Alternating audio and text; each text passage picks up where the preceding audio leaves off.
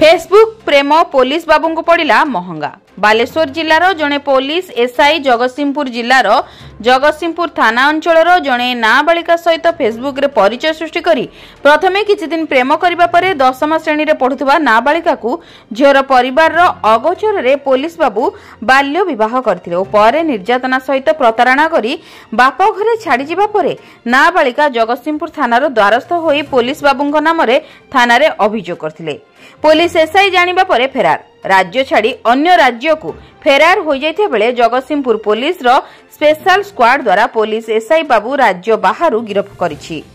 Jagatsinghpur police राज्य Bahru special squad द्वारा गिरफ होइथिबा नै विशेष सूत्ररु खबर मिलिछि। पुलिस बाबू जनक हेले अमित पाढ़ी, बालेश्वर जिला बालियापाल थाना रे घर। 5 मास हेब पुलिस बाबू जनक फेरार थिले। प्रेम करी विवाह परे प्रतारणा देथिबा हेतु नाबालिका जनक सदर थाना रे अभियोग करथिले। पुलिस घटनार तदंत करिबा सहित अमित पाढ़ी को निलंबित करिबा सहित आज पोस्को 8 रे कोर्ट चालान करिसेन। जगतसिंहपुर संतोष मल्लଙ୍କ रिपोर्ट, जन अधिकार लाइव।